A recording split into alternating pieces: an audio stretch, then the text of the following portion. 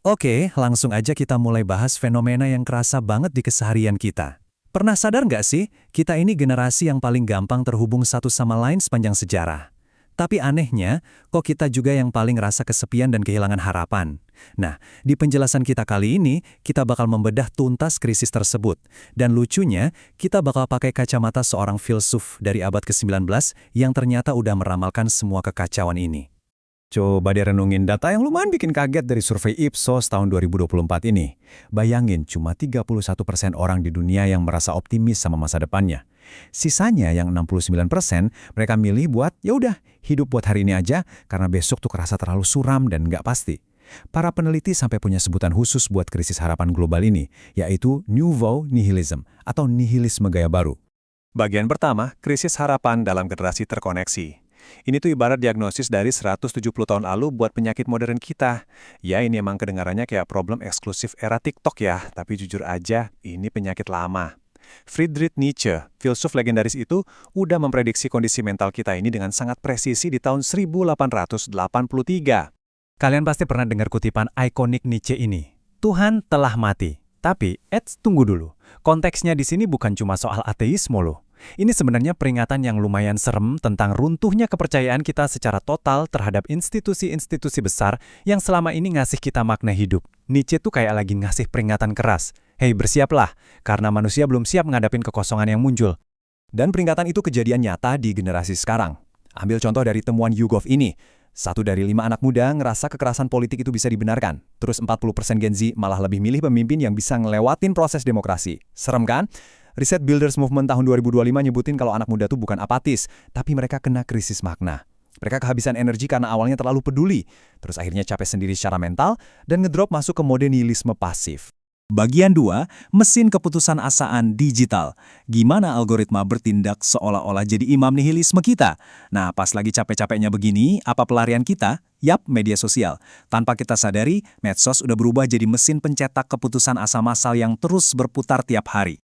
Ada analisis yang super brilian dari filsuf Nolan Gertz. Dia ngebandingin cara orang abad ke-19 kabur dari kenyataan, kayak yang ditulis Nietzsche, sama aplikasi yang kita buka tiap hari. Misalnya nih, hipnosis diri zaman dulu sekarang wujudnya adalah binge-watching Netflix. Aktivitas mekanis buat ngalihin pikiran, ada Fitbit. Cari kepuasan kecil lewat GoFundMe. Mentalitas ikut-ikutan kawanan diukur lewat jumlah followers. Dan yang paling toksik, orgi perasaan atau ledakan emosi membabi buta, itu difasilitasi banget sama ruang gema di platform kayak Twitter atau X. Dan masalahnya makin parah kalau kita ngomongin soal angka 8,5 jam.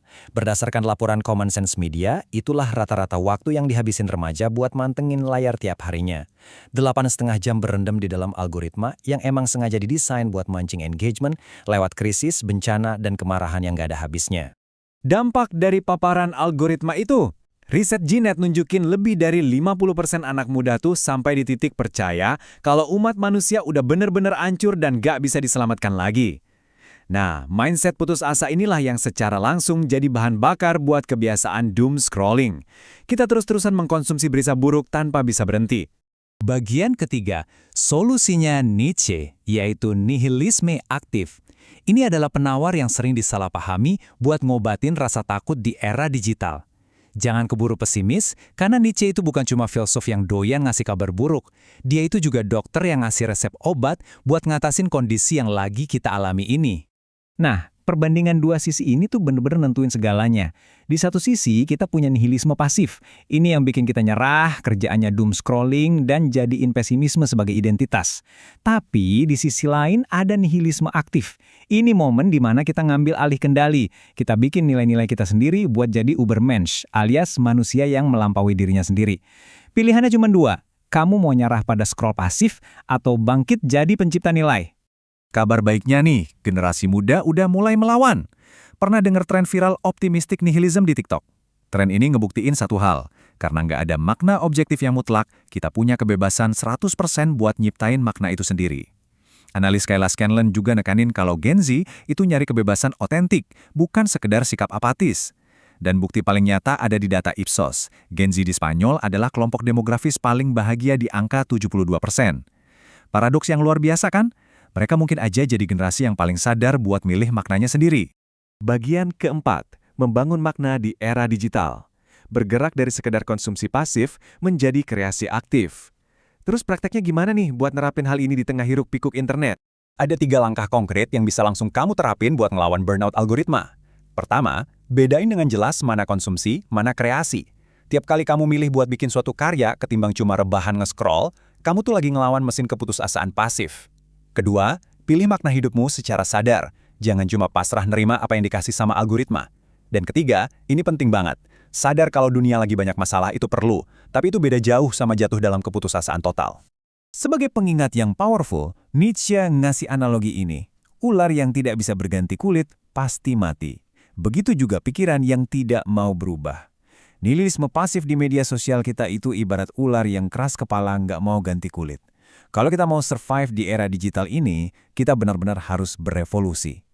Jadi, buat nutup pembahasan kita, coba tanya ke diri sendiri dan renungin baik-baik. Mana yang lagi kita lakuin hari ini?